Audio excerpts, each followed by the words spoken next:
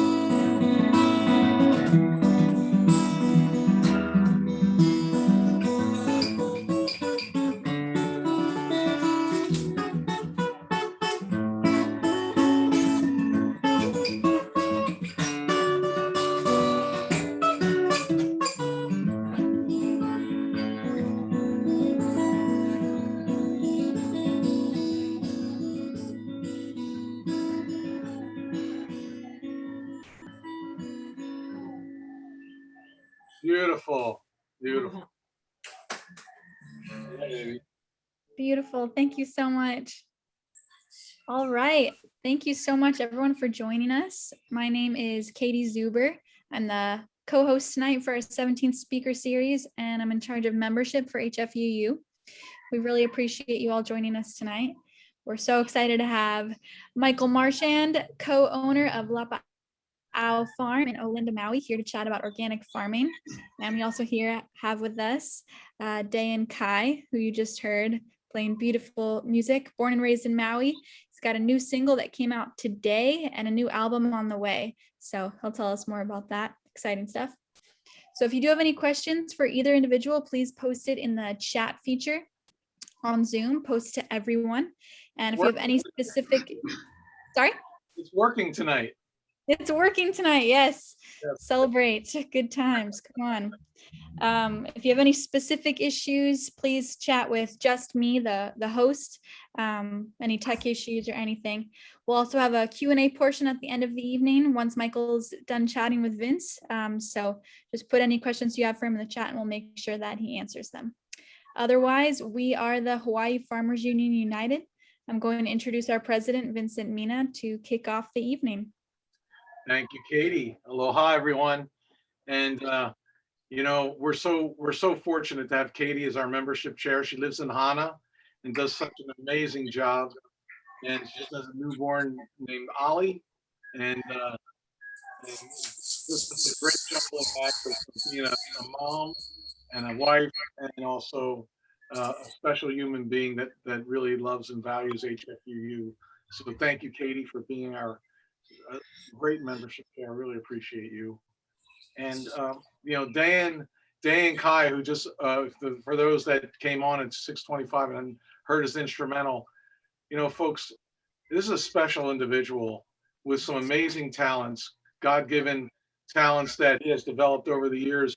And you know, he was born blind, and as you know, that our sensory beings, as we are vibrational beings of light, you know, we're also these spiritual beings having this human experience.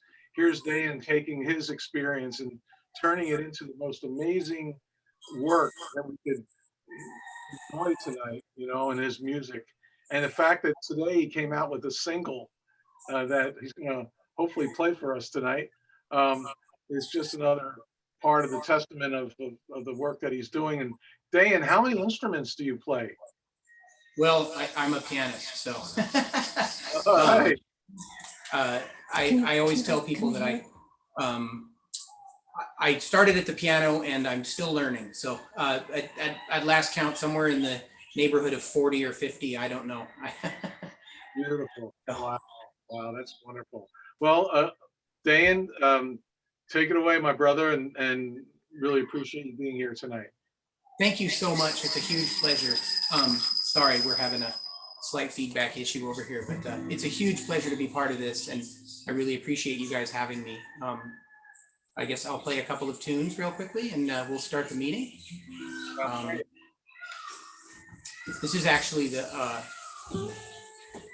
first track off my last album. The title track is called "To Be Free."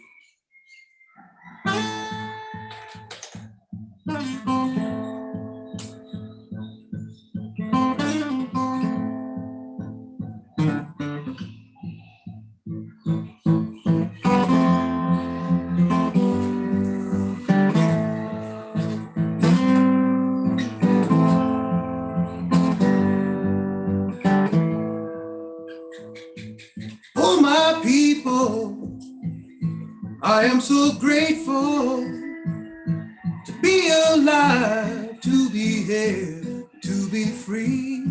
To be alive, to be here, to be free.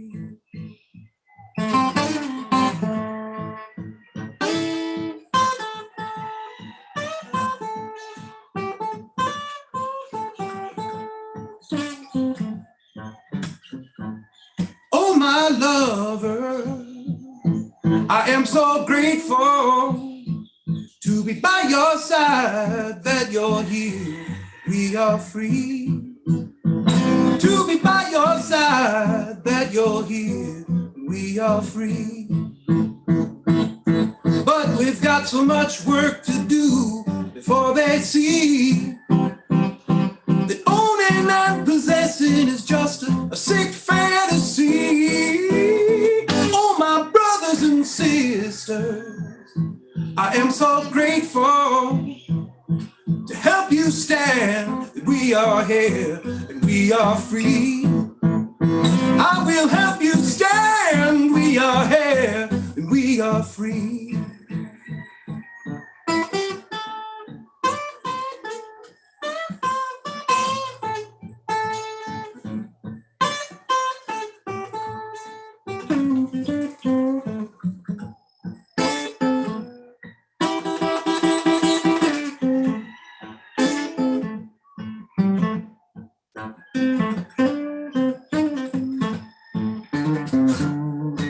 But we've got so much work to do before they see that owning and possessing is just a sick fantasy.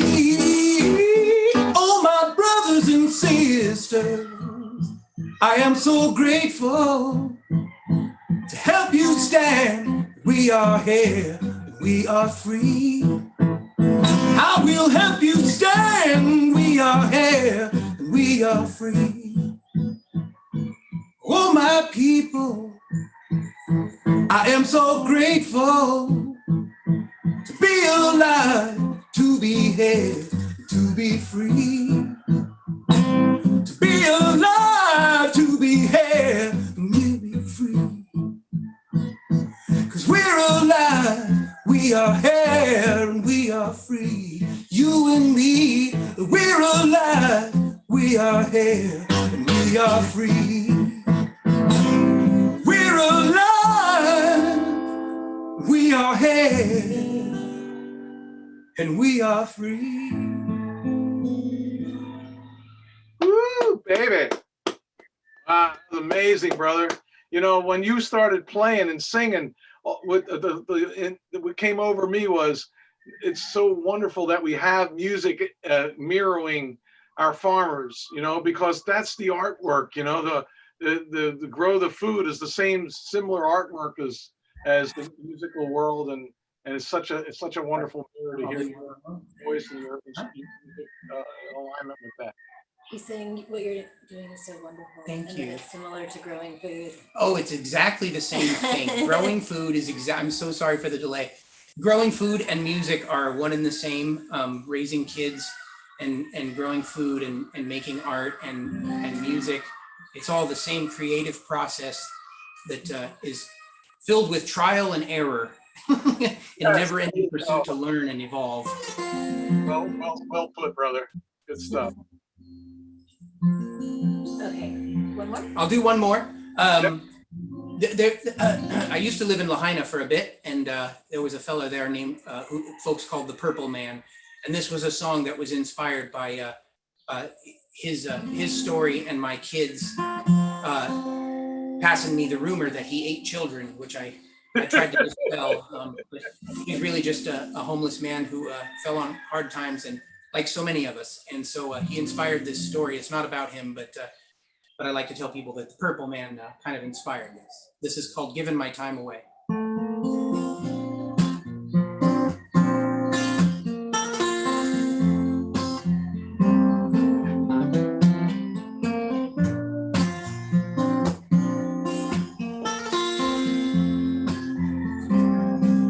Here I sit upon this old park bench underneath a shady tree, safe here from the burning sun, not the troubles facing me. I'm leaving on the midnight train, though there ain't no rails to roam. Well, you might think I'm homeless, but I'm going home. What do you do? Is that all you can think to say? I'm all out of money, I'm just giving my time away. say such awful things about the deeds that I have done. They don't know I was a daddy once, or how I lost my son. They killed him in that first Bush war, and I still don't know what for. Now he's gone and I'm still standing here. That's just one of life's closed doors. Now what do you do? Is that all you can think to say? I'm all out of money, I'm just giving my time away.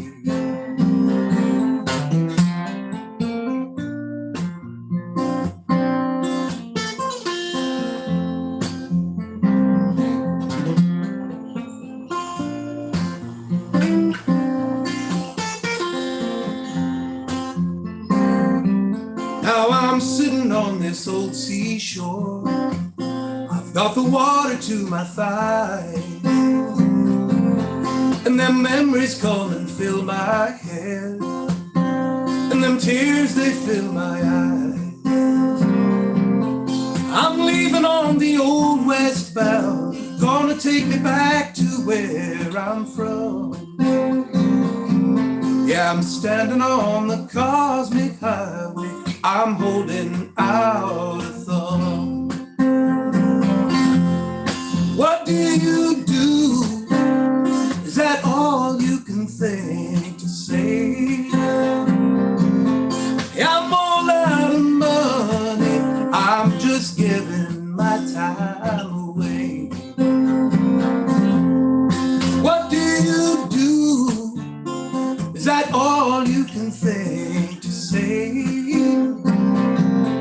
Hey, I'm all out of money, I'm just giving my time away. And I'm standing on the cosmic highway, I'm holding out a thumb. Yeah, I'm standing on the cosmic highway, hallelujah, I'm a bum.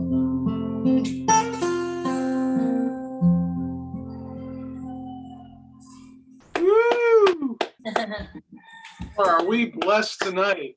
Thank you so much, brother. Beautiful, just beautiful. You know, it's so poignant also because tomorrow marks 2 years that our son passed. And so your lyrics struck right to the heart, man. Thank you very much.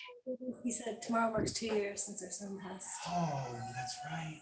I'm so So sorry. thank you, Dayan. That was very sweet, man. Just went right to the heartstrings. So, aloha. So, Katie. Yes. All right. Thank you everyone once again for joining us. I'm Katie Zuber, Membership and Communications for HFUU. If you're just joining us now, we are recording tonight, so you'll be able to catch what you missed on YouTube tomorrow. And once again, please post any questions or comments to the chat. All right. My chat's working. Share this. The chat's working. So I do recognize some names on here tonight as members of HFUU. Thank you so much, all of you, for supporting the Farmers Union and all that we do.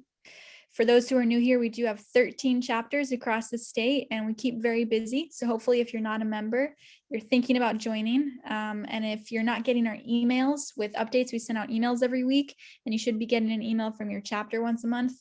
Please let me know. I'll make sure to fix that. Email is our best communication. Email as well as Instagram and Facebook, of course, but email's the best.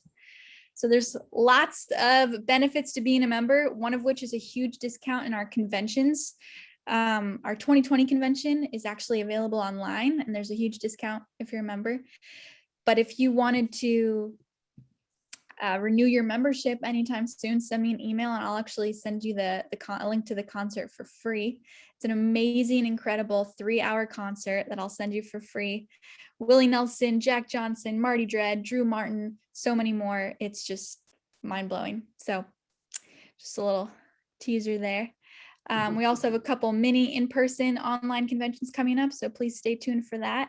But I'm gonna pass it off to Vince for any statewide updates. But yeah, thank you so much for everyone and all your support.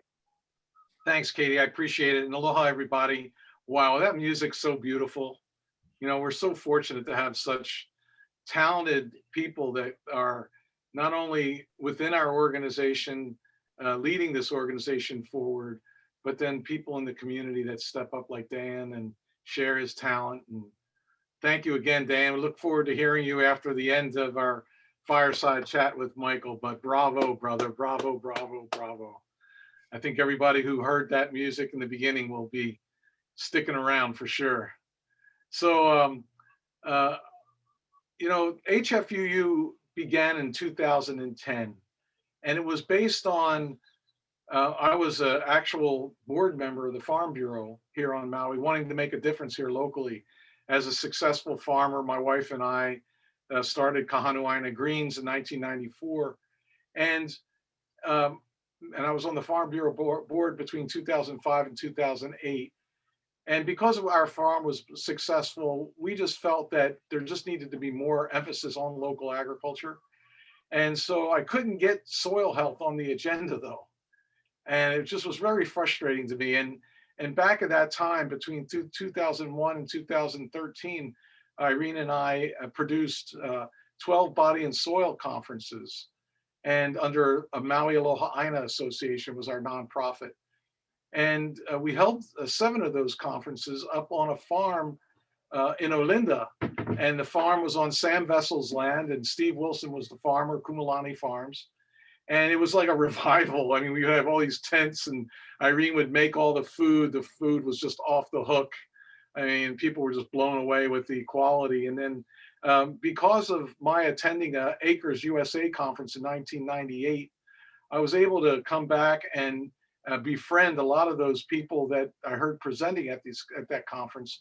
And I was able to bring them back here, influence a number of them to come here and present at our body and soil conferences. And they did so with no charge, no speaker fees. We just brought them in, we flew them in, put them up, and they were just so stoked to be able to give to a cause, that a mission that was exploring this relationship between our bodies and the soil. And so it's so pertinent today that we're in this space, especially with COVID and people being afraid of living and afraid of dying, you know, to the extent that we're truly needing to pay attention to our immune systems in a way that we've never had to be before, in the spirit of how that's confronting our being, our life here on Earth. And so I'm really excited to know that we have such a great group of people that are members of HFUU, because all your membership does, basically, besides all the benefits that we have, all the local discounts and everything, what it does though, it sends a message to the legislature, both here at the county and on the state and federal level. And it brings us to the table to where they pay attention to what we have to say. And we have some, you know, most of our board members here in the state organization are producers. And that really truly heartens me. Today we had our state board meeting, third Tuesday of every month, and the presidents just continue to floor me. They had their chapter they shares, you know, they shared from what's going on in their chapter, and it's really cool to see all the activity that goes on within the state, within our 13 chapters. And so we're having a strategic planning between August 5th and 8th on a farm in Kohala, one of our president's farms, and to plan our convention here in November. And we're hoping to have a physical convention this year. We had a vote today at the board level to have a physical convention on Maui. So stay tuned for that. And so there's a lot to be said and a lot to be thankful for here in Hawaii Farmers Union United. And again, your membership really means a lot in a number of levels. And so thank you so much for signing on to assist and support our movement forward. I'll tell you this real quick though, on a state level, because of the fact that HFUU has such membership prominence in the state, the governor gave us a seat on the Board of Agriculture. So I sit on I sit in that seat, again, with the Farm Bureau, the College of Tropical Agriculture, and all our other board members. And right now, there's a high level soil health initiative that's being brought forward. We just had our second meeting yesterday that includes all of the agricultural agencies throughout the state. And what we're looking to do is bring them all forward in a way that articulates the lane that they're in, what their kuleana is, and to put it all together into a super highway of communicating to the legislature and also communicating to the private sector of what we need for agriculture. And that's based in soil health. We need to have, revitalize our soils throughout the state and support our farmers who value soil health. So it gives me great pleasure tonight to introduce a Maui farmer who is now farming on that land that we had our body and soil conferences. Michael Marchand and his lovely bride, Lauren, who had Lapa'au Farm up in Olinda. And, when we came up for our body and soil conferences, I was sharing with Michael, it used to be like, we were peeling the layers of all downtown and everything that was there. And by the time you make it up to his land, it just felt like you're up in heaven. And it was just a special place. And he's an amazing organic farmer. So let's get to it and just start to talk story with this man. Aloha, Michael. How you doing, brother? Aloha. I'm doing well. Good. Thanks for asking. Thanks for having me, Vincent and Katie. Aloha, everybody. Well, it's a real pleasure and an honor, to see. How old are you now? I just turned 29. 29, and so I didn't start farming until I was 40. I don't know if you know that, but you're way ahead of the curve, brother, and you're doing some amazing things. Can you share with people how many acres you're farming actually up there? Yeah, we actually are only intensively farming 1.4 acres. It's a small scale market garden, and we do have a 2,600 square foot greenhouse that we grow mushrooms in as well. But we will be expanding about 1 more acre on our property and vegetables as well. And we are running cattle and sheep through about 9 acres that we just got rid of. It was just a little too stressful, kind of a money sink. We wanted to focus more on our food production as well. And now I have a lot less stress. And so that's why when you asked earlier how I'm feeling, I said I'm very peaceful because George Kahakumoku actually took our cattle. Oh, good. Oh, good. Oh, that's great. Yeah, Uncle George in Kakaloa, right? He's so amazing.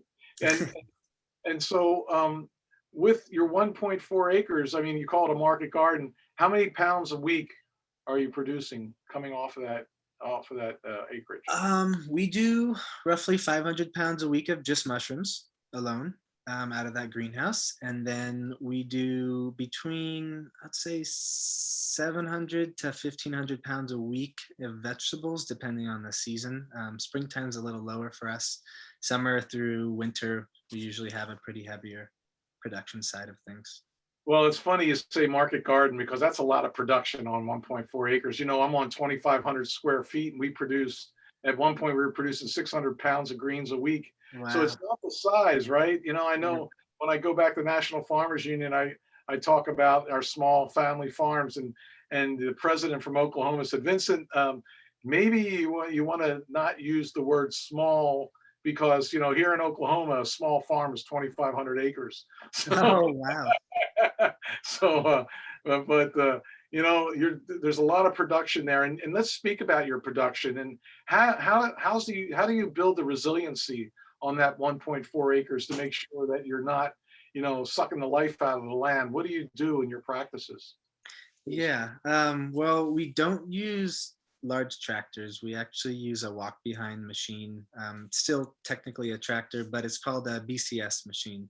Oh, nice. And that's an Italian made machine that is really utilized for more of the style that we do, which is smaller, tighter rows with much skinnier walkways. And it's a 30-inch tiller or rotary plow, power harrow. And so it standardizes every single bed. And it gives us the capacity to be able to grow all these different kinds of crops in one block, and to be able to follow maybe a short-term crop with a longer crop without having to redo an entire block. And it's because we can run that machine just over one bed or a few beds instead of having to run a tractor through. And when we first moved here 2 years ago, we ended up putting in a massive amount of cover crop. We had that run for 3 months, and up here in the colder climate, we don't do sun hemp, but I know that's a big thing down country that works well. But we did a polyculture, so we ran alfalfa, oats, buckwheat, hairy vetch, which is your favorite, um, clover, oilseed radish to help break up that clay, Right. and what else we put in there? Some ryegrass as well. So we had clumping grasses to help build the aggregate and the organic matter. And then we also had a lot of nitrogen fixers. And then we had the oilseed radish that helped with breaking up that heavy clay. We also initially put in 75 cubic yards of compost on that 1.4 acres. And through these last 2 years, we've put in about another 150 cubic yards of compost, along with all of the mushrooms spent substrate, which means that after we get all of our fruiting bodies off of our bags of straw or sawdust, we take all of that out and we are plowing that into the field to add in more organic matter. And since all the cellulose and the lignin is pre-digested from that mycelium, it doesn't strip away the nitrogen out of our soil, but it gives it a lot of undigested organic matter to continue to be broken down by the microbes in the soil over a longer period of time. So we've slowed down on that last process just because it's a lot of labor to undo it. And our machinery isn't quite built to be able to run through a brick of mycelium. So we'd have to break it up with our hands. And now we just compost it ourselves, and we also sell the spent bags by themselves. But that allows it to break down further, which makes it easier to work with in the long run. Wow, that's So great. yeah, and we continue to cover crop. We usually only cycle 4 to 6 beds each round. That way we have enough production consistently coming out of the field. And we also work with the NRCS to do that. So we get a little bit of a stipend. Oh, good. Well, it's beautiful in hearing that, because there's a in the movement of our soil health initiative. Basically, we want to be able to support farmers being able to have cover crop seed available here locally. We're looking to create a cover crop seed industry here in Hawaii, so we can then protect our soils, and at the same time get our farmers cover crop seed and a local availability. One of the things that intrigued me about vegetable production is dealing with pests, right, so to speak. Now I know there's a great thesis that was done by a man who uh, basically looked at complete proteins being expressed by a plant where bugs couldn't eat it because it took too much energy.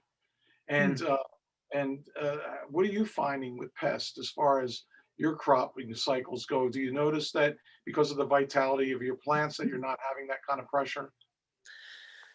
Yeah, good question. Well, because we're new, I think pests do take a little bit of time to find the, the new acreage of crops that are being grown. So I think we were pretty lucky over the last couple of years.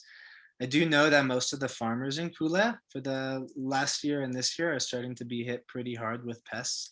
The bagrata beetle, the cabbage moths, of course, every year, and a few other varieties of insects seem to be damaging a lot, especially the brassicas. And I can speak to myself, but we're pretty isolated in Olinda, and so I feel we're pretty lucky not to be around commercial and conventional agriculture where maybe there's been some sort of resistances that have been developed or more spraying, so there's a lot larger bug population.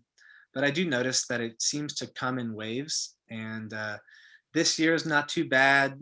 We have a little bit with the cabbage moths that always bloom up in the springtime, and we just rotate all of our crops in cycles and seasonally. So we do mow everything from the winter. We take out brassicas for a couple months, and that allows us to naturally take out that bug population. But we also focus a lot on baby greens and high rotation of crops. So we do 50-day and under crops for a large portion of our crops. And we do cauliflower, brassica, onions, potatoes, but throughout a lot of the year, we're rotating so quickly that we don't give a lot of time for the bugs to begin to replicate and reproduce. And I think that that type of diversity has helped us out a lot. Of course, the organic matter that we've built in the soil and the practices, I'm sure, help. But I think a lot of it is also where our location is. And you've been up to our farm, and we're surrounded around eucalyptus. There's really not, to my knowledge, any other vegetable farmers around our area. And we just don't see too much of a bug problem other than the springtime when kind of the moths come out and it seems like the beetles and everything begins to bloom. Do you do any kind of netting over your plants to take care of the cabbage moth issue? Because I know they're they don't have any conscience, those guys. Yeah, no, we don't. Rarely, a few times a year, if we need to, we'll spray with the Bacillus thuringiensis, which is All just right. a BT, and we'll mix a little bit of soap in that to have it as a surfactant, so it sprays and gets more coated on the leaves. We did just put up 2 more greenhouses that we also put up insect netting on the lower portion to allow for airflow, but not allow the bugs to come in. So that gives us a little bit more of a controlled environment. I would say the biggest factor for us that makes it difficult where we're located is the amount of rain we receive every year, specifically in the wintertime. Over the last couple of years, just in February and March, we received over 36 inches of rain, and most of that comes within about a 4-week period. Usually the heavy rains will get between 8 to 10 inches in those weeks. And the crops handle, which is, I think, good testament to the soil. We rarely have rot, but I think that's the biggest issue, along with slugs that come with all the rain, because we're surrounded around grass everywhere. It's not like the drier side of Kula. And so we just have to really wash things during the wintertime. We don't have rat lung up here. I don't even actually know if it's really been pinpointed to Maui yet, but were you gonna say something? Oh, you're muted. I had a barking dog in the background, so I just muted. Yeah, so slugs is just the biggest pest pressure for us during that really rainy season, because there's not much that we can do as an organic farmer because we don't go out and spray anything.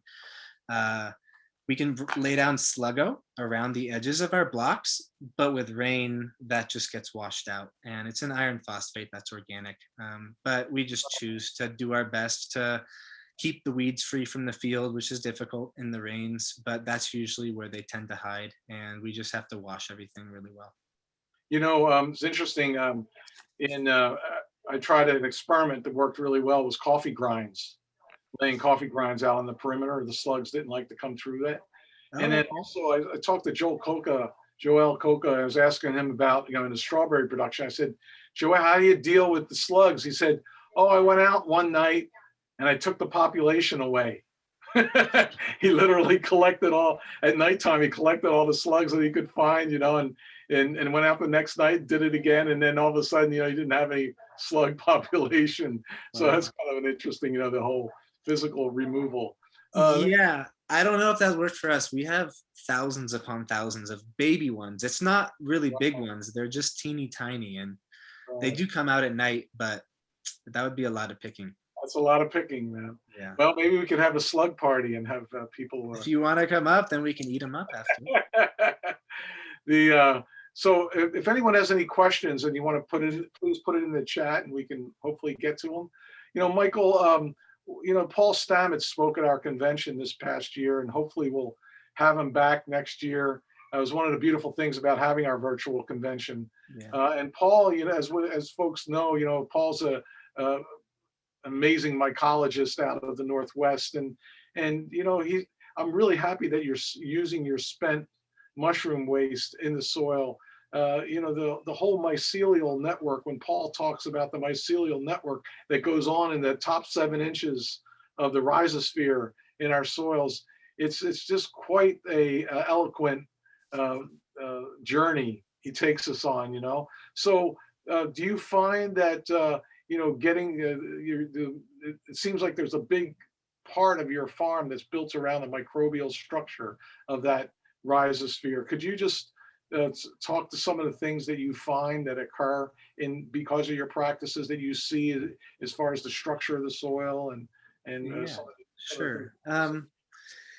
I wouldn't say that the oyster mushrooms really continue to thrive once they're plowed into the field. You'll see them over the first crop. They'll actually fruit from underneath the ground and pop up because there'll be chunks or large enough chunks to where they're continuing to colonize.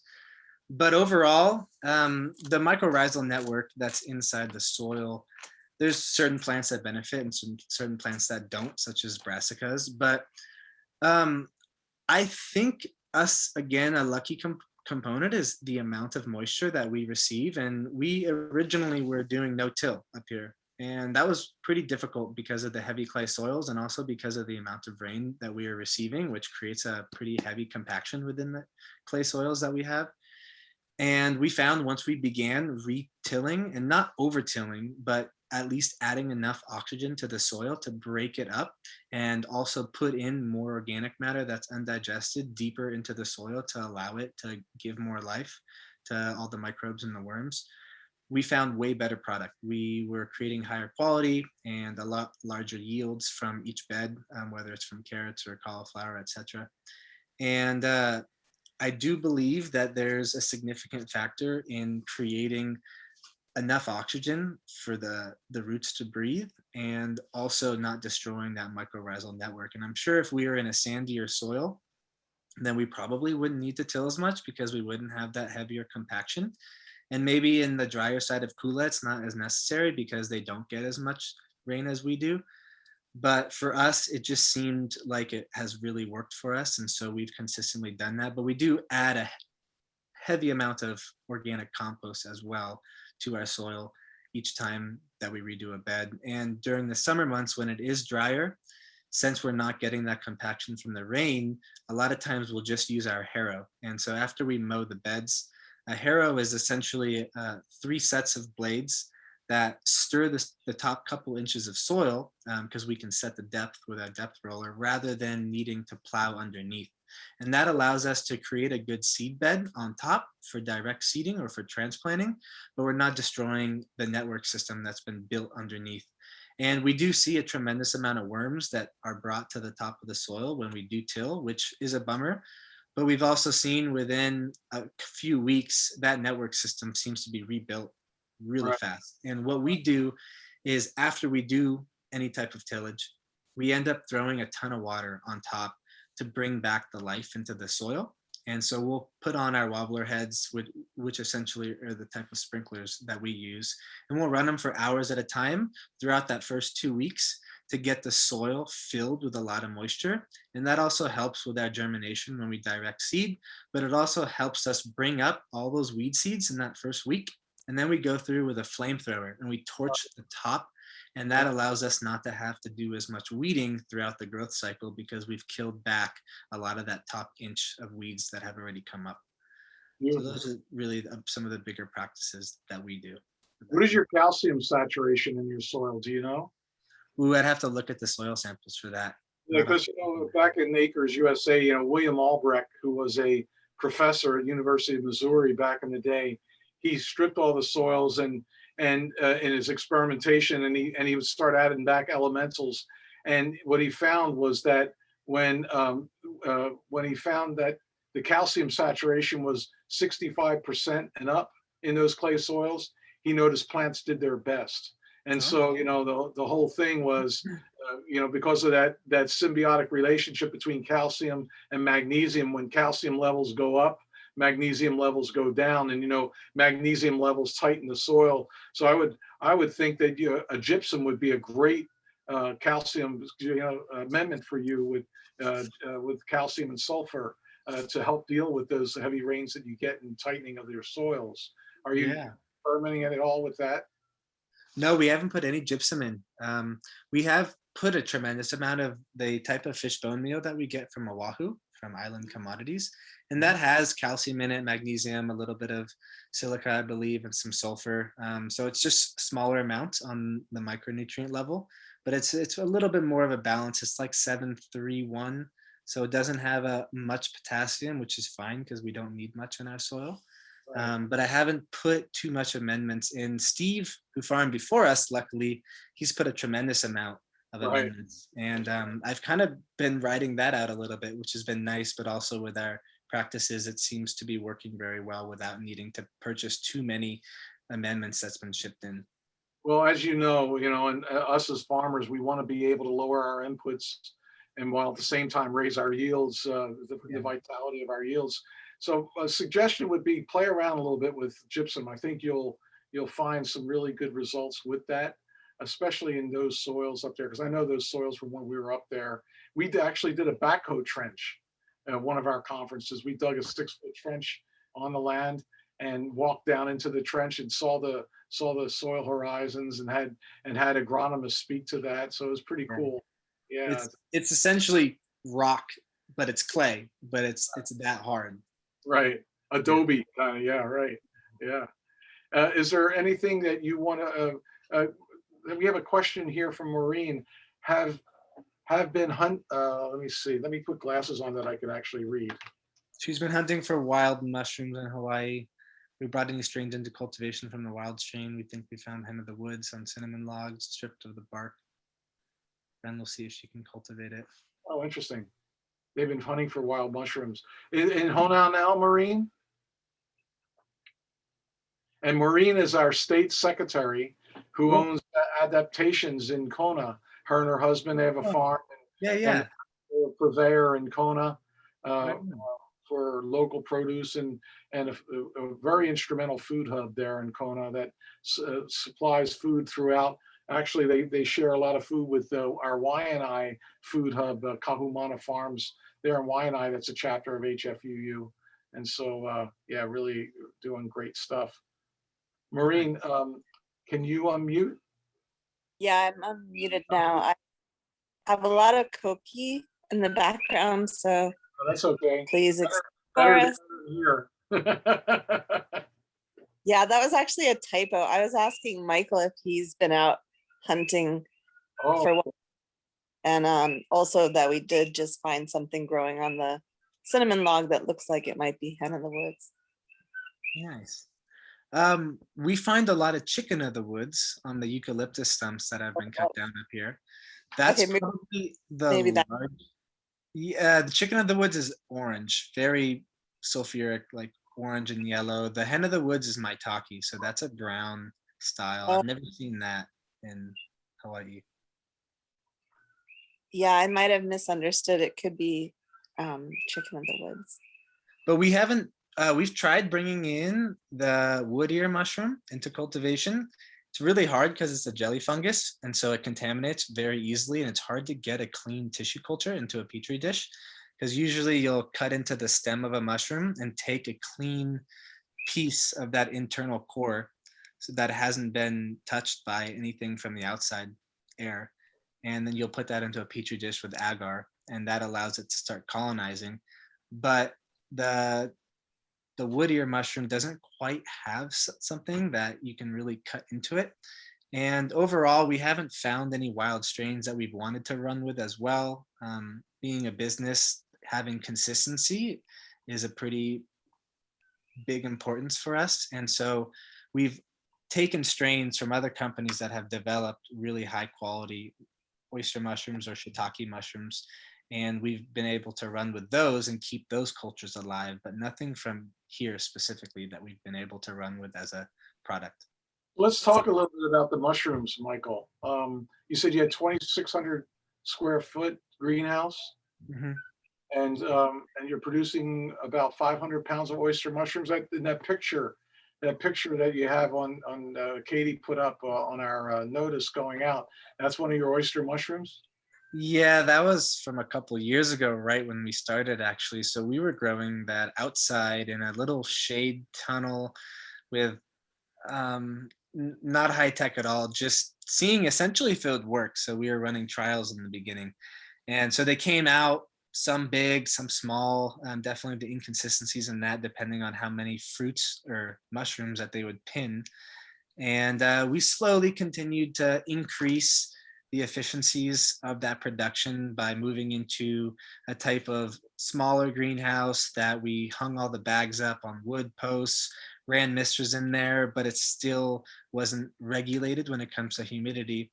When we moved over to this new parcel on Sam's property, we ended up building a rather large greenhouse. And inside that greenhouse, we originally started with misters up above. We figured out there was a little bit too much moisture that would come out from them, and we couldn't get the consistency right with the humidification.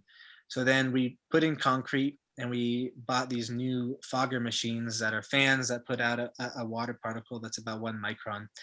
And that worked great, but during hot days, we can't get it to the right humidification because the heat draws out that humidity pretty fast and it doesn't cool enough of the greenhouse. So then we purchased the top of the line type of fogging system from Fogco. And if you've ever heard of the saying, cheap people paid twice, well, we paid 3 times, and we should have bought it from the beginning, but it was a lot of money. It's yeah.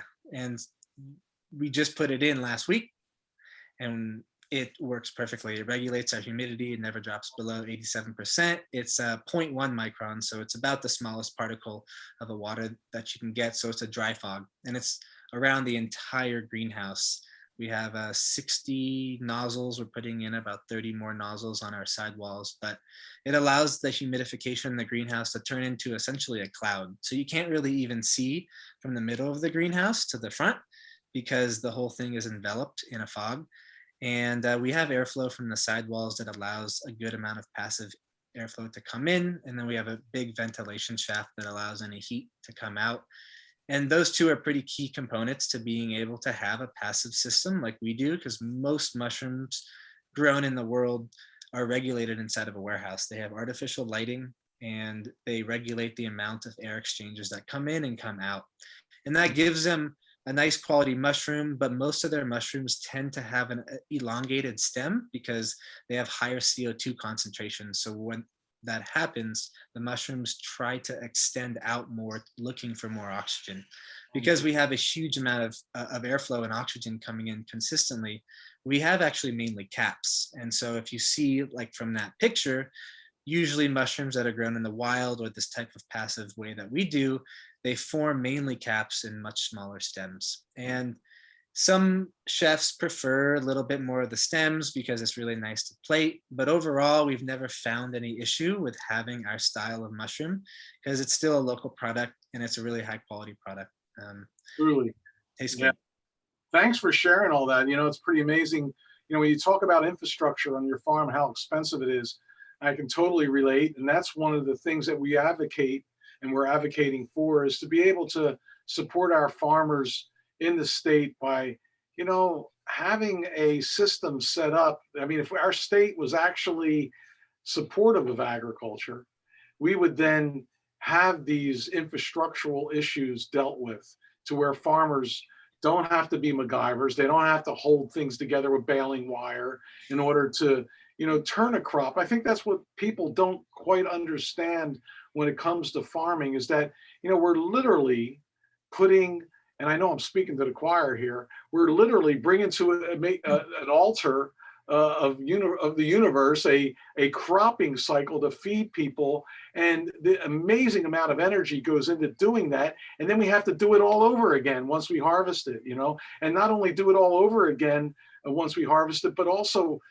make sure that vitality of our substrate, of our land, is high enough to where the nutrient density of that food will actually feed people and build their immune system. So, farmers take on a high responsibility. And here in Hawaii, paradise on earth, our state budget is 0.3%. So how disrespectful do people want to get about agriculture when you see that measly budget, So HFUU, we've been, us, man, we've been working on this at the beating on the drums. And I think this latest gathering of agencies at this level of meeting to address this, I think will bring some traction around that. Awesome. Yeah. And Yeah. Farmers like you are going to be part of those meetings coming into the future as we go along here and build this, so we can have actual farmers, at the table, giving their testimonials as to what issues they experience and kind of support that they need. So stay tuned for that.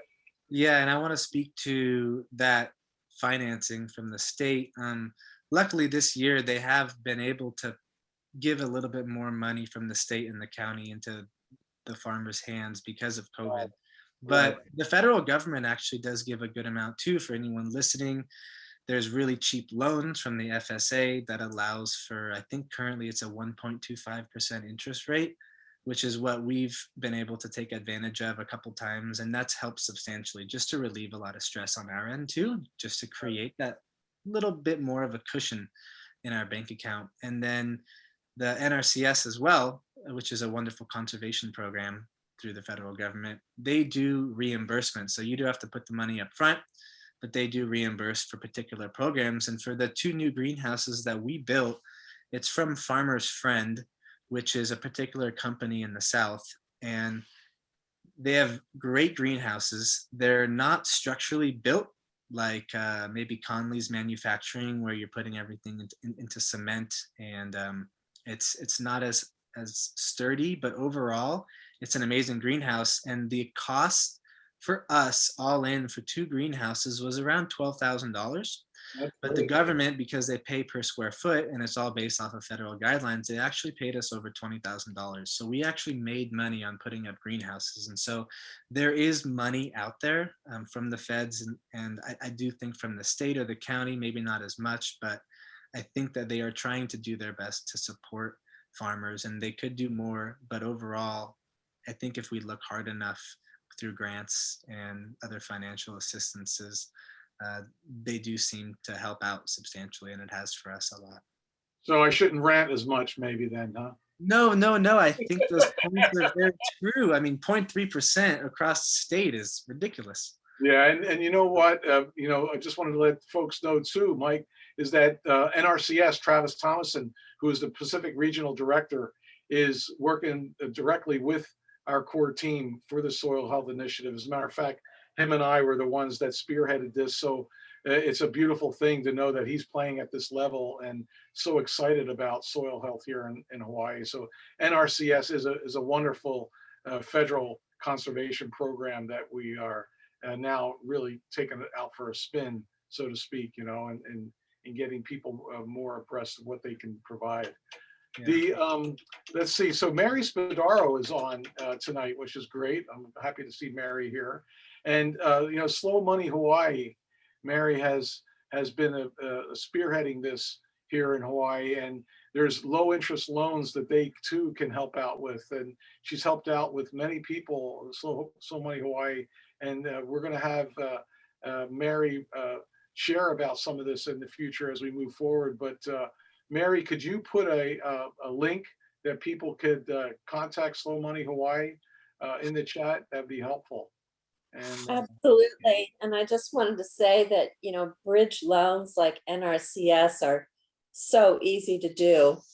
So we've done one recently in Hilo for a Hawaii energy grant that was also on a reimbursement basis. And we're doing one out in Haleiwa, Oahu right now for a greenhouse that's going to be an NRCS reimbursement grant. Beautiful. People love to help with that because it's short term. Okay. Well, that's great to know. And thank you for all you do, Mary. Appreciate you. And, thank you. Slow Money, baby. We're in a very fortuitous time right now regarding soil health and the awareness that's raised, especially with the Biden administration coming in there saying, talking about climate change. So you folks could know out there that don't, humates in the soil, when they're created by practices of what Michael's doing, returning organic material to the soil, and that breaks down the organic material to its finest degree, which creates humates, are basically houses for the carbon, to sequester carbon. When carbon is breathed into the soil, then it breathes out into the atmosphere. It stays longer in the soil when you have humates. So that humus development is critical for mitigating climate change. So that's why I like to tell people that we all need to have more of a sense of humus in our ability to support agriculture going forward. And the more that we can do these practices that rebuild our soil structures and have farmers like Michael out there, the better off we're going to be. And then we get the benefits, all the great food that's being produced. So Michael, you're doing your own deliveries in your farm? Yeah, my wife and I both do deliveries. We do mainly wholesale now. We actually don't do any more farmers markets, and we stopped that during the COVID time. And it was a really nice transition because we moved into a CSA style program where that kind of took over for the farmers markets. That gave us more time for ourselves and for our free time with one another. And it also allowed us to move all of our product through our CSA program and not have to take 20 heads back from the farmer's market of lettuce and Yes. this amount of carrots or whatever it was. And a lot of times being out in the sun for 4 or 6 hours, packing in, packing out, it's not the same quality once it's been out. And this allows us to move any extra product too through our CSA members who support us with whatever's coming off of the farm. So And how can somebody on Maui get a CSA box? we'll be reopening up registration probably in about another month as our production picks back up, and we'll probably be adding on another 20 to 30 members. Good. Well, I want to But become. So, what's that? I said I want to become a member. Okay, yeah, right on. How many crops are you growing up there? Sorry? How many different crops do you grow? Because you have a Oh, really nice diversity. When you were talking earlier about some of the crops you're growing, it seems like your focus is on that diversity, and that's truly where the strength is. Yeah, in the farm, in keeping a farm healthy and vital. Yeah. yeah, I mean, I'll name off a few because I don't know how many, but potatoes, onions, leeks, green onions, every variety of carrot, every variety of beet, 10 varieties of tomato, or it's like 15 varieties of tomatoes, 10 of cucumbers, turnips, radish, broccoli, cauliflower, all different varieties of head lettuces, wild rocket arugula, baby spinach, cabbage, yacon, herbs, garlic. I mean, everything you could probably think of comes out of our field. Isn't that beautiful? Wow, what a testament to a farmer that needs to be emulated throughout the islands. You know, so that's really cool, man. I do want to put the point. I think where we find more success though is being able to have smaller amounts of our diversity, but the consistency within a few crops of ours that allows us to have our distributors to always have access to our product. So our salad mixes, our oyster mushrooms, our wild rocket arugula, carrots and beets are really our top 5. We always have that coming out of our field. Rarely do we have even 1 week off throughout the year where we don't have it. And that gives us the ability to make sure that our product is being able to be in the hands of our distributor all the time. So they're not looking for that product somewhere else. Right. And that gives us the ability to keep that relationship strong and always be able to move the product and to know that it's sold before we seed it. Yep. Yeah, and that's extremely important for us. Yeah, consistency is a big one in the marketplace. There's no doubt about it. And you know, people always ask us, what other things do you grow? I said 4 crops was enough. You know, and basically, but I chuckle when I hear you talk about dealing with the markets, because in essence that is a big one, to have that consistency and be able to supply our distributors as such. We hope to have more shipping support for our because like what Maureen can attest to, being a food hub there in Kona and in Waianae and the food hubs across the state, there are people who never experienced produce from certain parts of the islands that live in some of the higher population centers. So to be able to move that food around in a way that could keep within the islands, and at the same time have people experience that amazing diversity of food that we grow here in the islands, it would be really a wonderful vision to see enacted and come to light. Yeah. Do you mean to get cheaper prices through Young Brothers or Aloha Air? Yeah. To actually have more ability for us to move this food around the state, because we do have limited markets and we do want to ramp up our agricultural system. And the way to ramp up our agricultural system is not to put pressure on the farmers to produce more. I think one of the traps that we've had as a farmer is overproducing our lands. So will you speak to that, please, and how you're not overproducing your land and how you're giving it the rest that it needs to keep that vitality? Yeah, I will. Well, cover cropping, I think, is a great way to allow the land to rest. So it's not creating bare soil where there's nothing growing and there's no life in it, but it allows not us to be trying to pump food out. And when we cover crop, we usually mow after about a month, and we'll keep mowing. And so we allow that root matter in the soil to slough off. And the more it sloughs off, the more organic matter that continues to build in the soil. And it just kind of puts it to rest to where it's not being plowed. It's not being constantly weeded so that there's nothing really on the soil around each of the plants that we're growing. And we allow it to be a little bit more of like a wild style of each plot. And overall, we're going to be moving into another acre of pasture and hopefully put in more vegetables there to give a little bit more diversity and give our beds a little bit more time to rest in between, because we do farm pretty intensively on that 1.4 acres. Since we don't have a winter time, it doesn't really get too much of a rest other than in between beds and the cover cropping.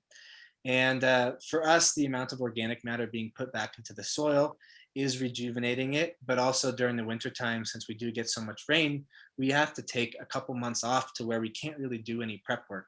So the soil, with all of that moisture going into the soil, 3 feet of water is quite a lot to rejuvenate and rebuild that. And again, it's probably not the same for the farmers in Kula, but for us, that's just seems to work pretty well. And I do think cover cropping is probably going to be the best bet for anybody to be able to allow the soil to rest a little bit more. Rotating fields and allowing one field to stay in cover crop and coming back in 6 months or a year to that same field to restart back up, I think is probably the best practice, at least for us. I'm sure other people have better ideas too. But yeah, just making sure if you are going to continue to work the soil, to put the organic matter in that it needs, because if you're continuing to take out all of this food, it needs to be fed itself. And the more it produces, the more it's going to eat up all that organic matter. And it seems like our soils here in Hawaii are pretty hungry for that humus and organic Yeah, matter. truly, truly. All the biomass we have is above the ground. Yeah, we need to be able to get that below the ground. I love how you described about the roots sloughing off in the ground, which basically creates those humic structures. So there's a few questions here I want to get to before we end, because the time is just blowing by, and we're going to get back to Dayan playing some music within the next 10 minutes. There's a question is, where do you get that nice large amount of compost? Big Island has shredded tree mulch available from the county, but is yours a more finished compost? Yeah, good question. I wish we had a little bit higher quality, but the best amount of compost, the best amount that we can get is from Kihei compost. And they utilize only green matter and brown waste to make their compost. So it doesn't have a ton of life in it, but it has a lot of biomass and organic matter. And that's what we use to put in our fields. We don't use the stuff that comes from, I believe it's a landfill. It's called. Right. And I wouldn't be against that if I was putting it on trees, or maybe if you guys were doing a cover crop for a year, because it has a tremendous amount of nitrogen. And I do believe in the composting process with our microbes to take away any of the negative side effects, on top of studies that I've read in Europe that don't seem to have any pharmaceutical issues and any other issues that have been taken from sludge or biosolids and put into a compost. But for us, it's just a Kihei compost. So it's just green waste, wood chips. They mix that up, blend it up, and it's a lot of biomass, but we have a tremendous amount of microbes and activity in our soil. So we're not really going for this high quality amount of compost to be able to add in a lot of microbes and life force, because we have it in our soil already.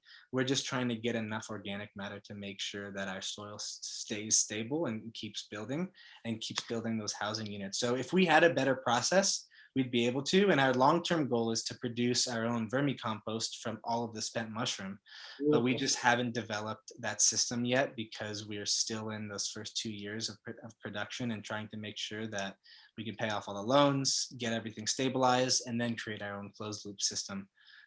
So hopefully in another couple years, we'll have a massive vermicomposting pit, and we'll be able to utilize all of that spent mushroom substrate, which is dry weight 1,600 pounds a week right now that's coming out of our greenhouse. Wet weight is about 3,200 pounds. So that would give us a tremendous amount of vermicomposting to be able to do. Yeah, the worms will love that. And the whole, I mean, I'm a big proponent of vermicompost. I know we have situation with our situation here. I'm creating some beautiful castings. They're like silk. Yeah. Yeah.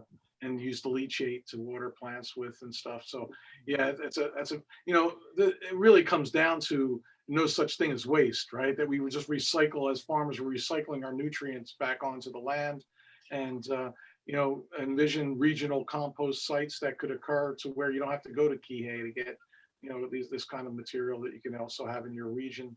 So there's a lot of work for us to do in that respect, and I appreciate that you're using all these elementals and being so young.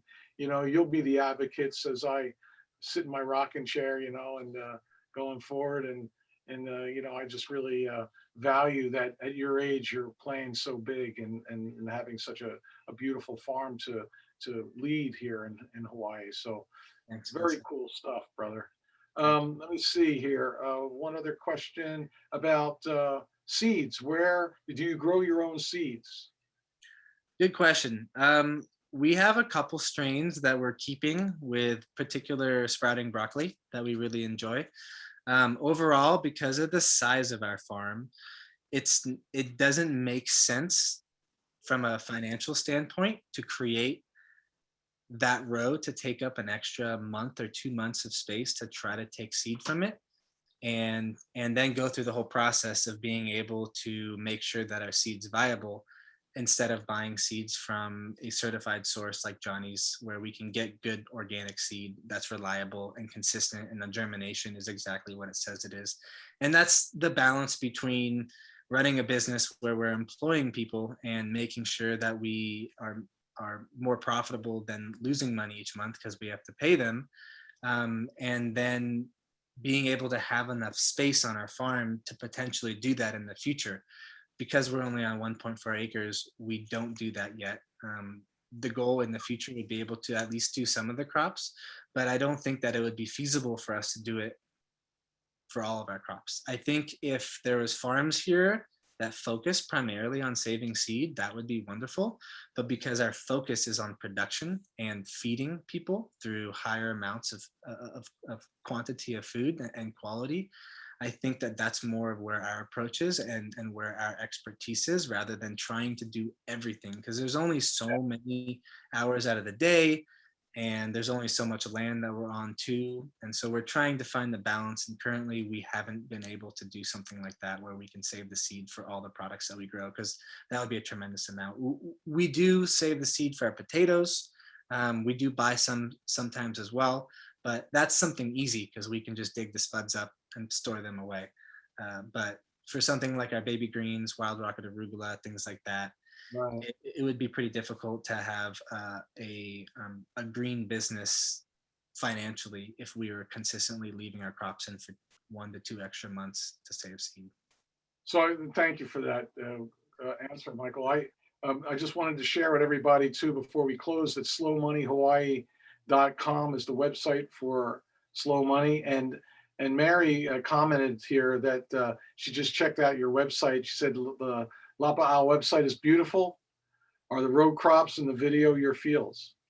Yep, that they are. And my wife did that whole website. She's the accountant, the designer, the website designer. She does everything behind the scenes, and really it's what creates the business to thrive, because without her, none of it would be possible. 1 + 1 = 3, brother. I get it. The same way with our farm with Irene. She's oh man, she just runs the show beautifully and handles all the minutia in a wonderful ways to help support me doing this work too. So yeah. So the website is www.lapa'au.farm, everybody. So you can check out Michael's website. Michael, this has been such a joy. I've been wanting to talk story with you like this for a long time, brother. You've been a great contributor to our convention. We hope that this year you'll choose in again to present. You're always a big hit. And thank you so much for all you do. And please give our best to Lauren. Yeah, I will. Thanks for having me, Katie and Vincent. Thank you, I everybody. wanted to show the picture with the mushroom one more time. Oh yeah, look at that. There you go. Such a great picture. And here's Michael and Dayan's, their contact info, website, everything. this is online too, this little screen here. So So thank you, brother. So we're going to close out the evening with Dayan Kai. If folks that came on after he played, you're going to be in for a treat here. He just released a new song today, a new single today. And Dayan, take it away, brother. Please close us out. woohoo. Say what a fantastic talk and what a huge inspiration Michael is. We do our little bit of farming over here, and I always I'm proud to say that I, when people ask me that I've made more dirt than I've grown food, but I'm happy to be part of that, and it's just really great to see young people coming here to Maui and bringing this kind of innovation and this kind of thought. It's really inspiring, and it's all about the mycelium. So hey, that's fantastic, and the soil structure here is primary. It's a primary thing. So I'm just super proud of you guys' work, and thank you so much to everyone in the Farmers Union for being involved, and thanks for having me. This is a tune from my last album also, and it's about some of what we're talking about. Go away, old life. Go away, old life. Consumer vision. Lullaby. Hold a hand, just care. Take care of the land somewhere. Hold a hand, just care. We'll take care of the land somewhere. You can't make it on your own. We're social creatures, social creatures. We can't make it all alone. We're social creatures, social creatures. Ella, Ella, Ella, Ella. Go away, old life. Go away, old life. Consumer vision. Lullaby. Hold a hand, just care. Take care of the land somewhere. Hold a hand, just care. Go take care of the land somewhere. 'Cause you can't make it on your own. We're social creatures, social creatures. We can't make it all alone. We're social creatures, social creatures. Ella, Ella, Ella, Ella. Malama Aina, Malama Kai, Malama Pono, Malama Vai, Malama Aina, Malama Kai, Malama Pono, Malama Vai, Malama Aina, Malama Kai, Malama Pono, Malama Vai, Malama Aina, Malama Kai, Malama Pono, Malama Vai. Ella, Ella, Ella, Ella.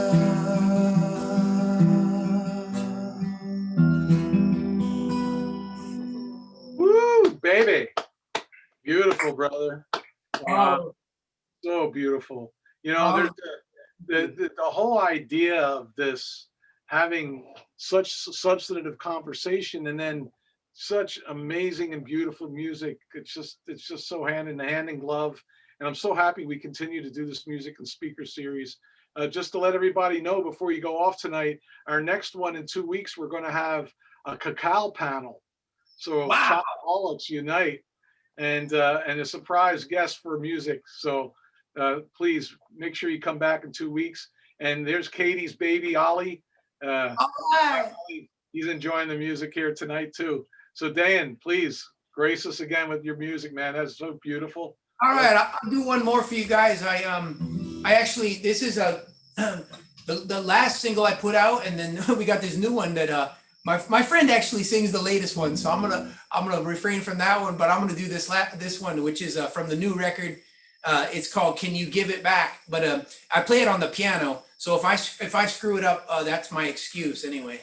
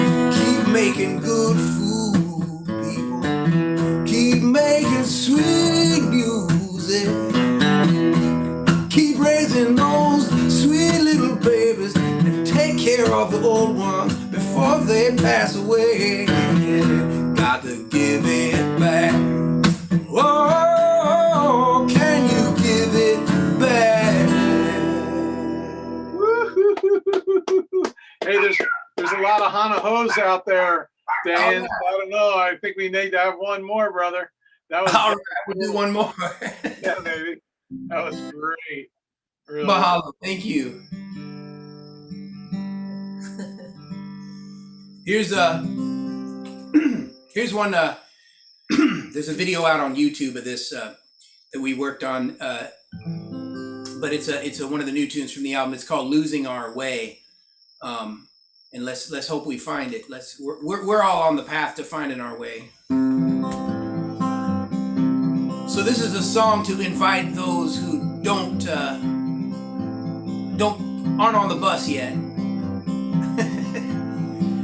Light come down on the mountain. Don't you wanna go? Water sweet from the fountain. Listen to it flow. Losing our way, the game that we're playing with our lives.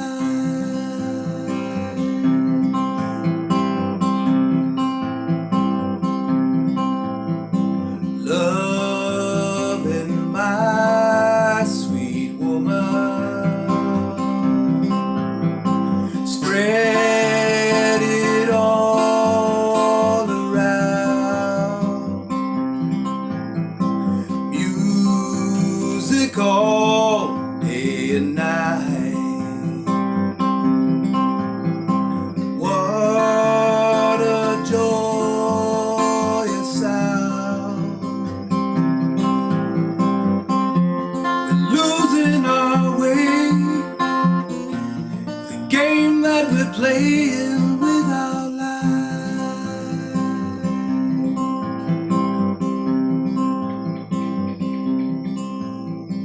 Grow food to nourish my body. Help the young to grow. There will be peace in the valley. Don't you wanna know? We're losing our way, the game that we're playing with our lives.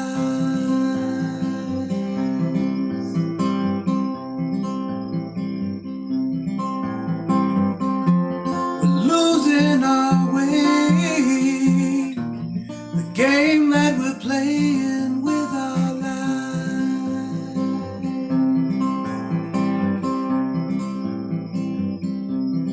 With our lives.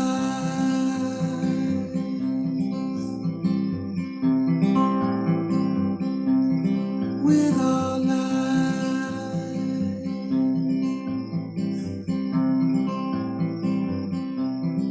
With our lives. Wow, beautiful, brother. Beautiful. How appropriate. Mahalo, you guys. Thank you. How And hopefully appropriate. we can do this all in person soon. Yes, sounds great, man, and so appropriate. That was incredible.